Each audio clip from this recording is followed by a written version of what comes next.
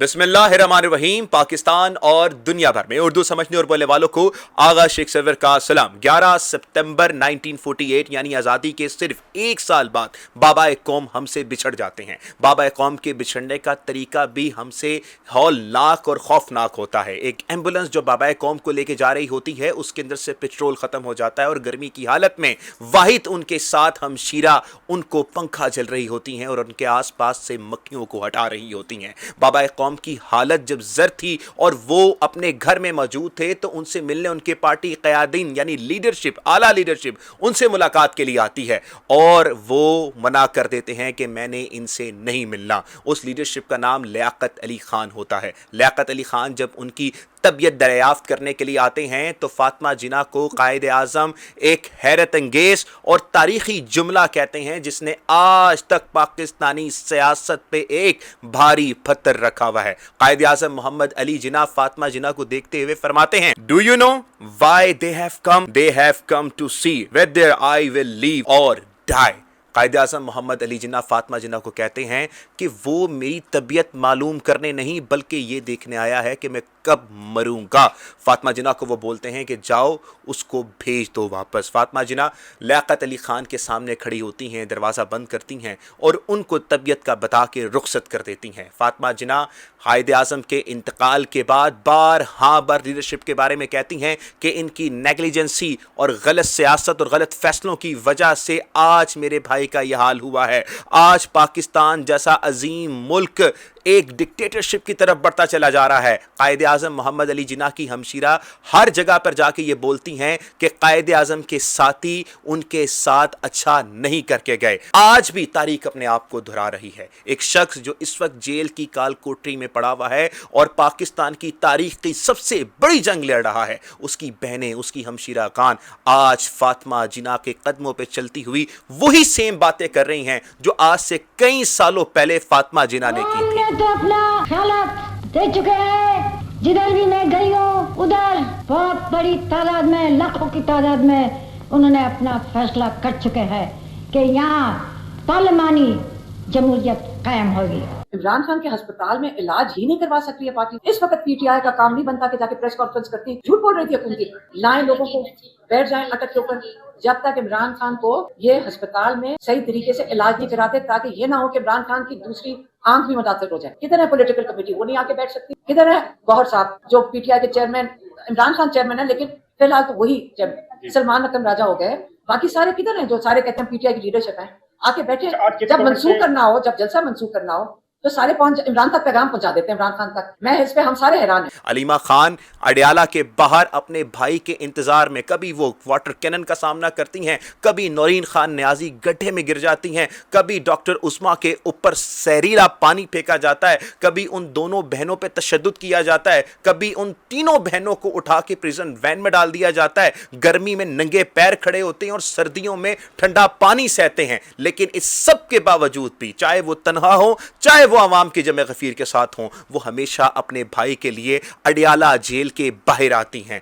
आज उनके सब्र का पैमाना लबरेज हुआ और अलीमा खान ने वाज़े कहा कि कहां है वो लीडरशिप जो ऐवानों में इमरान अहमद खान न्याजी के खंबे बन के बैठी हुई है। बताया उन्होंने कि वो लोग जो ओहदों को एंजॉय कर रहे हैं कहां पर हैं वो। उन्होंने सवाल उठाया जनाब सलमान अकरम राजा पे और बोला उनको कि बताएं कि आपकी जिम्मेदारी क्या है, बताएं कि इस वक्त क्या जा रहा है। अलीमा खान ने वाज़े तौर पर कहा कि आपने अमन के नाम पर हुकूमत की सहूलतकारी की है। अलीमा खान ने इस बात को दोहराते हुए कहा कि मेरा भाई तन्हा नहीं है, हम आएंगे चाहे जो मर्जी हो जाए। लेकिन यह मामला यहां पे रुकता नहीं है। सलमान अकरम राजा साहब प्रेस टॉक करते हैं। सहाफी जनाब जेके पॉइंट को इंटरव्यू देते हुए कहते हैं कि मुझे तो इमरान खान ने कहा था कि अलीमा खान की सियासी बसीरत को आपने सियासत के आड़े हाथों नहीं आने देना। यानी वही बातें जो सलमान अकरम राजा कर रहे हैं वो सेम बातें अली मीन गंडापुर भी करते थे, वही सेम बातें मिशाल यूसुफजई भी करती थी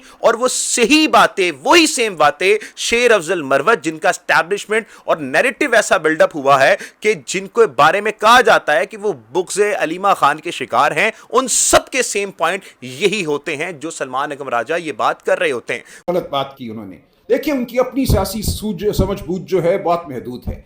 اور یہ بات خان صاحب نے کئی بار مجھے کہی کہ کبھی بھی سیاسی فیصلوں میں علیمہ کتابیں نہ ہوں. بڑی حیرت ہے کہ سلمان اکرم راجہ یہ بات کرتے ہوئے ایک منٹ کے بارے میں بھی یہ نہیں سوچتے کہ یہ وہی شخص ہیں کہ جب ان پہ اس پارٹی میں سب سے زیادہ تنقید ہوتی تھی تو علیمہ خانم آ کے ان کو فیس سیونگ کرنے کے لیے، ان کو سیو کرنے کے لیے انٹرویوز دیتی تھیں اور کہتی تھیں کہ ہماری فیملی سلمان اکرم راجہ پہ اعتماد کرتی ہے. سلمان راجہ پہ ہماری ساری فیملی کا اعتماد ہے، اس لیے لوگ اس پہ شک کر رہے ہیں کیونکہ ہماری فیملی اس پہ آج سے نہیں 13-14 سال سے. ڈاکٹر عظمیٰ پریس کانفرنس کر کے کہتی تھیں کہ سلمان اکرم راجہ پہ ہمارا اعتماد ہے، لیکن انہوں نے یہ بات کرتے ہوئے ایک منٹ بھی نہیں سوچا.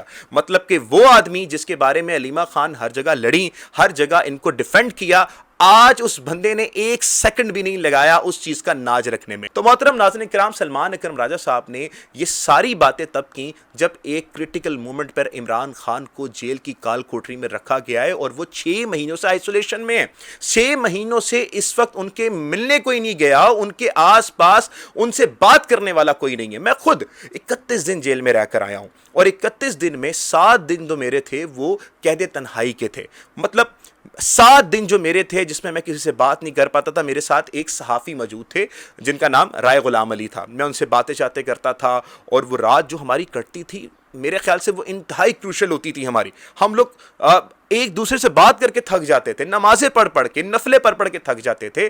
وہ شخص قید تنہا میں اس وقت 2 سالوں سے ہے اور 6 مہینے وہ اس وقت ایسی تنہائی میں ہے جس وقت اس سے کسی کو ملنے نہیں دیا جاتا. یہاں تک کہ بشرا بیگم کے بارے میں بھی انہوں نے یہ بات بتائی کہ جب میری ملاقات ہوتی ہے مجھے 24 گھنٹے بھی ملنے نہیں دیا جاتا اور اب 6 مہینے سے میری ملاقات ہی نہیں ہو رہی. اور یہ ایک انلیگل ڈیٹینشن ہے جو مجھے دی جا رہی ہے. کتابیں عمران خان کو نہیں مل رہی. عمران خان کی ایک آنکھ پہ مسئلہ ہوا اور حکومتی ڈاکٹر یہ بات کر رہے ہیں کہ جی عمران خان کی مکمل آنکھ ضائع ہو چکی ہے. اور اس سب میں وزیر اعلیٰ سہیل افریدی صاحب کا جتنا بھی کام تھا وہ سارا کا سارا ایسا لگ رہا ہے کہ وہ ریلیکس کرتے چلے جا رہے ہیں. اب اس چیز میں آپ کے سامنے 2-3 چیزیں رکھ دیتا ہوں. سلمان اکرم راجہ صاحب جو بھی بات کر رہے ہیں، جیسی بھی بات کر رہے ہیں، اس میں ایک پوائنٹ آپ نے غور کرنا ہے. انہوں نے کہا کہ ہم نے محمود خان اچکزئی کو اپنے ساتھ ملانا ہے، ہم نے محمود خان اچکزئی کو ساتھ لے کے چلنا ہے. یہ وہی محمود خان اچکزئی ہیں جن کو کہا گیا کہ ہم نے سوابی اور اٹک بند کرنا ہے، تو انہوں نے اس کی مخالفت کی. اور اب دوبارہ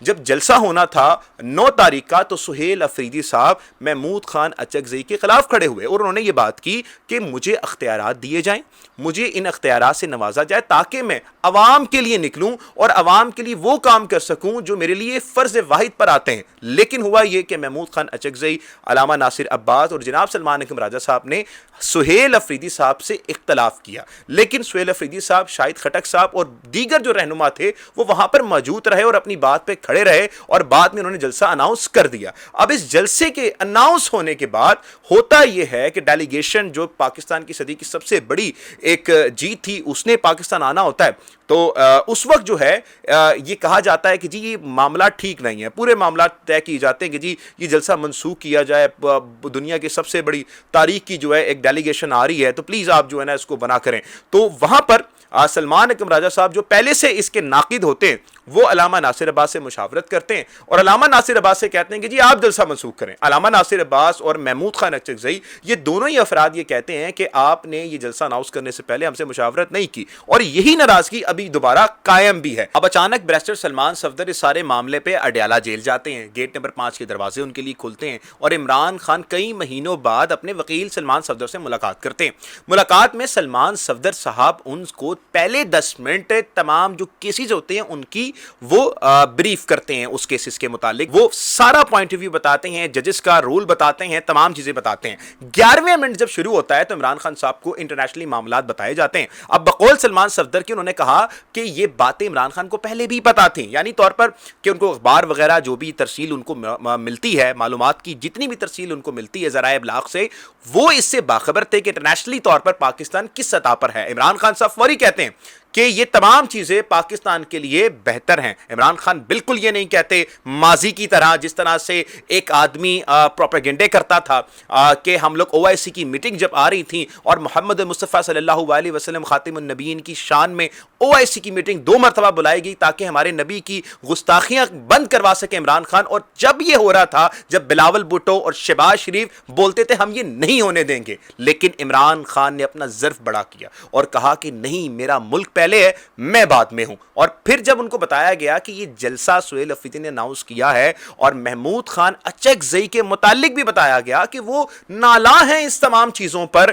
कि जलसा हुआ है, और इस सब मामले पे उनको यह भी ब्रीफ किया गया कि यकीनन तौर पर सलमान अकरम राजा भी इस जलसे से खुश नहीं है। इमरान खान साहब तमाम चीजों को अपनी हालत पे वापस लाना चाहते थे, जिसकी वजह से उन्होंने final decision making call power जो थी वो महमूद खान अचकजई और अल्लामा नासिर अब्बास को कह दिया कि ठीक है, अगर आपको एतराज है तो आखिरी जो फाइनल कॉल की जो डिसीजन होगी वो आप लोग तय कर लीजिएगा और आपकी मशावरत के बगैर सुहेल अफरीदी कुछ नहीं करेंगे। ये सेम अल्फाज इमरान खान के पढ़ देता हूं कि सुहेल अफरीदी आपसे बगैर पूछे बगैर मशावरत के कोई भी फाइनल कॉल नहीं देंगे। सुहेल अफरीदी साहब जब ये मामला चल रहे थे तो उन्होंने सहाफियों को और लोगों को कहा कि मेरे तो हाथ पांव बांध दिए गए हैं, मुझे एक तरफ पार्टी क़यादत कहती है आपने निकलना नहीं है, निकले तो आप पार्टी पॉलिसी की खिलाफ वर्जी करेंगे, और कारकुन मुझे कहते हैं निकलो, निकलोगे नहीं तो गद्दार हो, मैं करूं तो करूं क्या। सर आप चीफ एग्जीक्यूटिव हैं, आपको इमरान खान ने कहा है कि आप फाइनल डिसीजन मेकिंग पावर जो है वो आप उनसे मशावरत के बगैर नहीं करेंगे। आपको ये नहीं कहा कि आप सारी की सारी पावर देकर फाइनल कॉल निकाल ही नहीं सकते और कोई प्रोटेस्ट नहीं कर सकते। आपको कुछ करना था, आप पार्टी के एक बड़े बड़े फेस हैं, आप आते, आप आकर अवाम के सामने बैठते और अवाम के सामने बैठकर ये सारी बातें अवाम से करते। क्या इमरान खान नहीं करता था? इमरान खान ने नहीं बताया कि मुझे सारे लोग छोड़ के चले गए? क्या इमरान खान ने जब हुकूमत कुर्बान होनी थी उन्होंने नहीं बताया कि बाजवा मेरे साथ गद्दारी करने जा रहा है, मेरे कई लोगों को तोड़ के चले गए? तो ये सारी बातें वो अवाम से करते थे, जिसकी वजह से अवाम का एतमाद उन पर बहाल है। आज भी इमाम इमरान खान के साथ आप कंधे से कंधा मिला के खड़ी हुई है। तो आपने अवाम को ये बातें बतानी थी। उसके बाद आपको अगर ये कॉल दी गई थी कि आपने इस्लामाबाद नहीं आना, आपने रावलपिंडी नहीं आना, या आपने फाइनल मेकिंग पावर की डिसीजन मेकिंग पावर जो है महमूद खान अचकजई अल्लामा नासिर अब्बास पे देनी है, तो सिंपल था, आप कहते हैं कि ये मामला फाइनल डिसीजन का आप जाने, आपका काम जाने। मेरा तो मुतालबा और मेरा तो सिर्फ नुक्ता यही है कि मैं इमरान खान को हॉस्पिटल शिफ्ट करूं, उसको बुनियादी इंसानी सहूलत दिलाऊं, और आपके पास जो केपी के है आप उसको उसी तरह इस्तेमाल कर सकते थे जिस तरह ईरान ने स्टेट ऑफ हॉर्मस को इस्तेमाल किया। आप चाहते तो अटक पुल बंद कर सकते थे, आप चाहते तो निकलकर आप एक प्रेशर बना सकते थे, लेकिन आपने ऐसा कुछ नहीं किया। आज जहां पर बहनें खड़ी हुई हैं, ये कोई पहले पाकिस्तान में नहीं हो रहा। जब भी कभी कोई मजबूत आदमी आया है इस पाकिस्तान में तो उसकी फैमिली ही साथ खड़ी हुई है, क्योंकि उसके आसपास रहने वाले लोग वो कदावर शख्सियात में नहीं आते। इमरान खान भी इस पूरे पाकिस्तान में एक ऐसा शख्स था जो बोनों की बस्ती में कदावर बनकर आया, और आसपास रहने वाले भी उसके कदावर नहीं बोने ही थे, और उसने उन बोनों को ही पार्टी में शामिल करना था, जिसका नुकसान आज ये हुआ कि उसके अपने ही लोग इतनी कुर्बानियों के बावजूद उसकी सगी फैमिली को भी टारगेट कर रहे हैं। आगे चले नाज़रीन किराम, तो जनरल आसिम मुनीर साहब ईरान के दौरे पर गए हैं, उनका एक वार्म वेलकम हुआ, और यही साथ में जनाब शहबाज शरीफ साहब भी सऊदी अरेबिया गए हैं। जनरल आसिम मुनीर के दौरे के बारे में अगर बात करें तो मैं इसको मुख्तसर अगर ये बताऊं तो एक बार की बात है कि पाकिस्तान में बातें हुआ करती थी कि ईरान से मोहब्बत है तो ईरान चले जाओ, और फिर जनरल आसिम मुनीर साहब ईरान जाते हैं, मुसाफा होता है, एक बड़ा डेलीगेशन वहां पे जाता है। देखिए इस्लामाबाद का जब ये मामला चल रहा था तो कहा यह गया जो सहाफ़ी ज़राए इब्लाग से, और सबसे पहले जिसने ये रिपोर्ट दी थी इंटरनेशनल मीडिया का ज़राए इब्लाग रॉयटर्स था, जिसने ये बताया था कि ये डील आखिरी मरहल तक जा चुकी थी।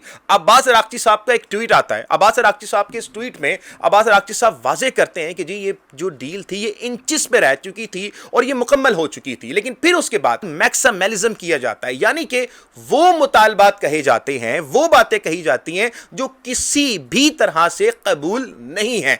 वो फिर बताते हैं कि इसके बाद शिफ्टिंग पॉइंट किया जाता है, मतलब कि जिन मुतालबात को पहले अमेरिका मान चुका होता है वो फिर मामलात की टाल मटोल करता है। फिर तीसरा वो कहते हैं कि वो ब्लॉकेज पे आ जाते हैं, यानी कि मुज़ाकरात खत्म हो जाते हैं। अब इस पर मैं आपको बड़ी हैरान कुन चीज बताता हूं। जिस वक्त ये मामला चल रहे होते हैं उस वक्त एक हैरान कुन चीज आती है। एक तरफ पाकिस्तान में डेलीगेशन बैठा होता है, ईरान का भी, अमेरिका का भी, जेडी वेंस वहां पे मौजूद होते हैं, बाज़ अरागची साहब मौजूद होते हैं, दुनिया की नजरें इस डेलीगेशन के ऊपर होती हैं, और in the same time in the same time America USA में जो फर्स्ट लेडी हैं मेलानिया, जो डोनाल्ड ट्रंप की वाइफ हैं, वो अचानक प्रेस कॉन्फ्रेंस करती हैं, वो अचानक से नमोदार होती हैं और नमोदार होकर वो ये बात करती हैं कि मेरा जेफरी एप्स्टीन से कोई राब्ता नहीं है या मेरे वो कोई दोस्त नहीं थे. With the disgraceful Jeffrey Epstein need to end today.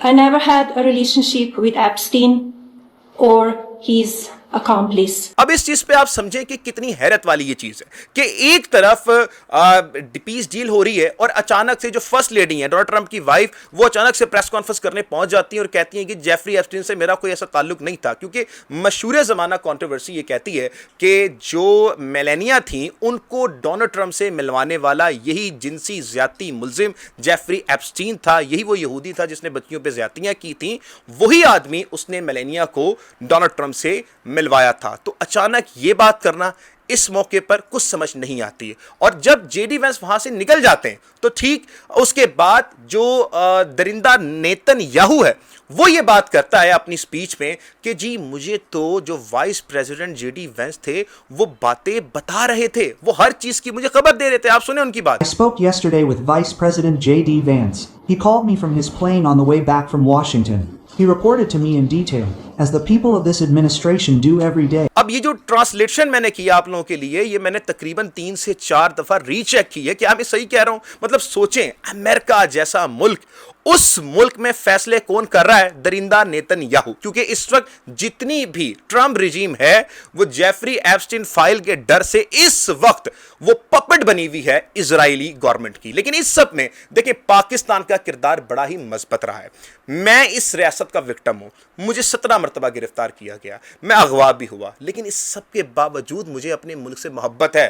मैं जब भी कहूंगा मैं पहले मेरा मुल्क देखूंगा. इमरान खान जेल में अजीयत सह के वो अपना मुल्क रख रहा है, तो सबसे पहली चीज है कि मेरे मुल्क को सबसे पहले रखा जाए. लेकिन इस फॉरेन पॉलिसी से अवाम पेट्रोल नहीं भराएगी शहबाज शरीफ साहब. इस फॉरेन पॉलिसी से आप लोड शेडिंग का मसला हल नहीं कर सकते. अभी जो मैं आप वीडियो देख चुके हैं तो ये तकरीबन 5 से 6 दफा मेरे घर लाइट गई है, जिसके बाद मैंने लाइटें बंद कर एक एडॉप्टर लाइट जो है वो लगाकर मैं रिकॉर्ड कर रहा हूं.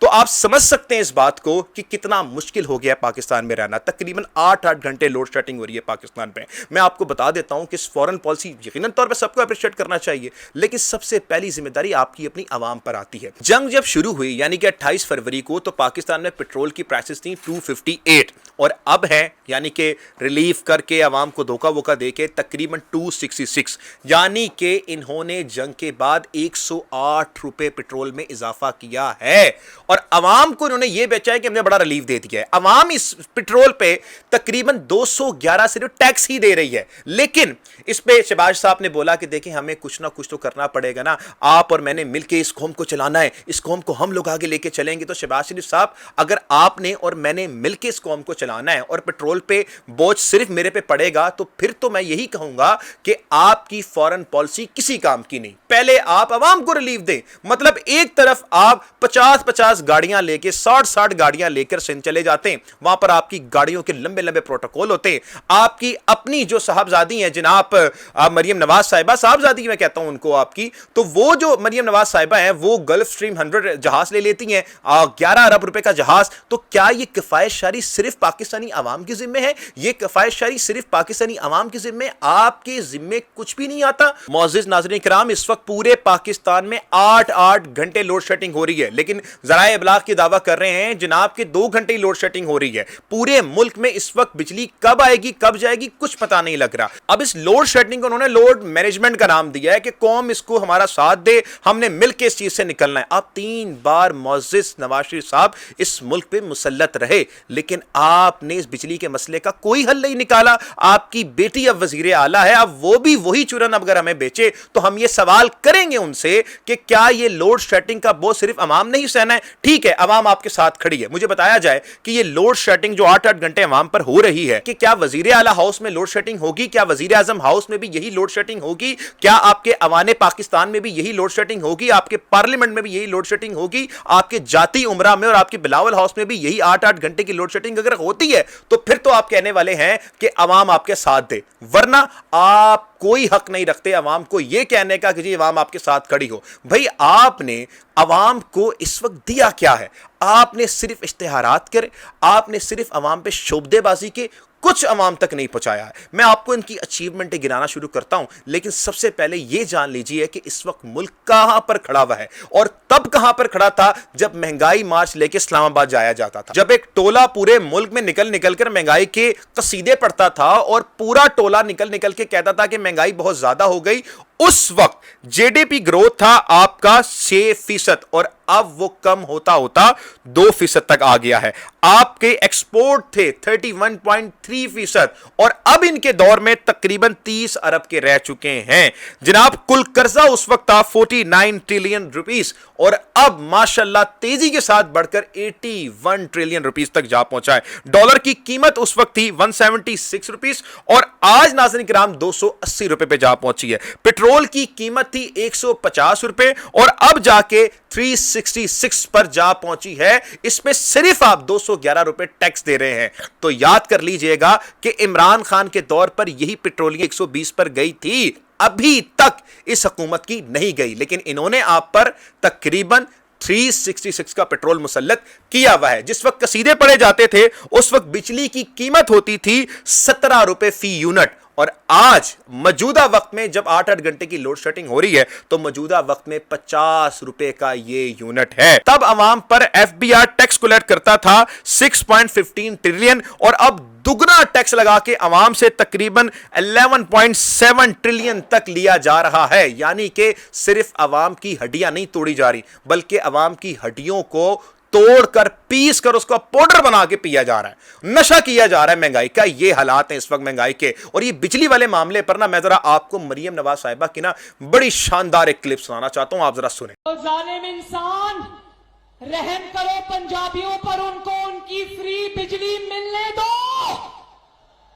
کوئی بات نہیں چیچا وطنی والوں, 17 جولائی تک اگر انہوں نے روک بھی دی ہے تو جیسے ہی 17 جولائی کا الیکشن ہوگا اگلے دن سے انشاءاللہ پاکستان پنجاب کے عوام کو فری بجلی ملے گی. اگلے دن سے انشاءاللہ پاکستان پنجاب کے عوام کو فری بجلی ملے گی. یہ وہ ٹولہ ہے, یہ وہ لوگ ہیں جو عوام پہ یہ جھوٹ بیچتے تھے کہ غریب عوام یا پنجاب عوام کو جو ہے نا مفت بجلی ملنے دو. تو اب کیا ہوا ہے, اور ان سب کے معاملے پہ یہ کسی نہ کسی طرح اپنی فورن پالیسی کا چورن بیچ رہے ہیں. بھائی پوری قوم اس پہ کھڑی ہوئی ہے, اور وہ اس لیے کھڑی ہوئی ہے کیونکہ ایران حق پہ کھڑا ہوا ہے, اور ہم چاہتے ہیں کہ یہ معاملات حل کی طرف جائیں. کوئی بھی آپ سے اختلاف نہیں کر رہا اس چیز پر, لیکن آپ سے سوال کن چیزوں پہ ہونا چاہیے؟ آپ سے سوال ہونا چاہیے آپ کی ذمہ داریوں کے اوپر. آپ کی مین ذمہ داریاں کیا تھیں؟ سب سے پہلی جو آپ کی ذمہ داری آتی ہے, اگر آپ غلطی سے اس قوم کے نمائندے بن گئے تو آپ پہ یہ ذمہ داری آتی ہے کہ آپ لوگ اس قوم کو ریلیف دیں, آپ اس قوم کو صحیح طرح سے ریلیف دے کے عوام کو سرائیں. لیکن آپ نے ایسا کچھ نہیں کیا. اب ہو کیا رہا ہے پاکستان میں, بڑی امام کے مقام پر لوگوں سے گھر بھی چھین لیے گئے. اب ہو کیا رہا ہے ناظرین کرام, میں آپ کو پہلے تھوڑی سی چیز بتا دیتا ہوں, تھوڑا بریف کر دیتا ہوں اس چیز پہ, کہ آپ سے پہلے انہوں نے مہنگے ٹیکس لیے, پھر آپ کو مہنگا پیٹرول دیا, مہنگے بجلی کے بل دیے, لوڈ شیڈنگ دی, اور اگر اب بھی آپ خاموش رہے, اب بھی گھروں پہ رہے, تو آپ جن گھروں میں رہتے ہیں یہ ان پہ بھی قبضہ کر لیں گے. میں آپ کو اس کی جیتی جاگتی مثال دے دیتا ہوں. اسلام آباد کے اندر ماڈل ولیج میں جو وزیر اعظم ہاؤس کی بالکل بیک سائڈ پہ ہے, وہاں پر تقریباً 40,000 لوگوں کے گھروں کو مسمار کر دیا گیا ہے, ان کو بے گھر کر دیا گیا ہے. جناب میں اس کی ڈیٹیل آپ کے سامنے رکھ دیتا ہوں. آج سے کچھ چند دنوں پہلے محسن نقوی صاحب کہتے ہیں کہ ہم پرائم منسٹر آفس کے پیچھے ایک ایسا ہوٹل بنانے جا رہے ہیں جو مارگلا کے ساتھ واقع ہے, اور ویسے ہی شنگھائی اور مینہٹن کے مکسچر سے لیول کا بنے گا, اور اس کو ہم لوگ بزنس مینجمنٹ یعنی ایلیٹس کے لیے, رولنگ ایلیٹس کے لیے, بزنس مین کے لیے ہم لوگ بنائیں گے. سر اتنا بڑا کراچی پڑا ہوا ہے, اتنی خالی جگہ پڑی ہے کراچی میں, وہاں جا کے بنائیں. یہاں پر وہ غریب لوگ جو قطع نہیں کس چیز سے گزارا کرتے ہیں, کیسے گزارا کرتے ہیں, آپ نے ان کے ساتھ کیا کیا؟ ناظرین کرام, کورٹ کے آرڈر کے باوجود, کورٹ ایک آرڈر دیتی ہے, جب ان کو پتہ لگتا ہے کہ ان کے گھروں کو ڈیمولش کرنے کے لیے آ رہے ہیں تو یہ تمام لوگ کورٹ میں جاتے ہیں, اور کورٹ آرڈر دیتی ہے کہ جی ماڈل گاؤں پہلے منظور ہو چکا ہے, اسے ختم یا واپس نہیں کیا جا سکتا, بلکہ سی ڈی اے کو حکم دیا جا رہا ہے کہ وہ اس ماڈل گاؤں کو ہر حال میں مکمل طریقے سے بنائیں. تمام ماڈل ولیج کے منصوبے بھی مکمل طور پر نافذ کیے جائیں. یہ کورٹ کہہ رہا ہے کہ آپ وہاں پہ جا کے کاروائی نہیں کر سکتے, لیکن ڈھوس اور طاقت کا ایسا استعمال کیا گیا اس حکومت نے کہ یہ وہاں پر اپنی طاقت استعمال کرتے ہیں. چھوٹی چھوٹے چھوٹے ننھے ننھے بچوں پر گولیاں چلاتے ہیں سیدھی. یہ واٹر کینن وہاں پر پھینکتے ہیں, وہاں پر آنسو گیس پھینکی جاتی ہے, سیدھے ربڑ بلٹ مارے جاتے ہیں معصوم بندوں کو. اور ابھی تک جو رپورٹس ہمارے سامنے آئی ہیں, میں نے جب بات کی ہے تو 14,000 لوگ اپنے گھر سے بے گھر ہو گئے ہیں. ان کو ذرا احساس نہیں ہے. انہوں نے تقریباً 40,000 جو لوگ ہیں ان کو بے گھر کر دیا. وہاں پہ رہنے والی خاتون ہیں, ان کو سنیں کہ ان کی تکلیف کیا ہے, آپ کو ذرا احساس ہو کہ اس ملک میں ہو کیا رہا ہے.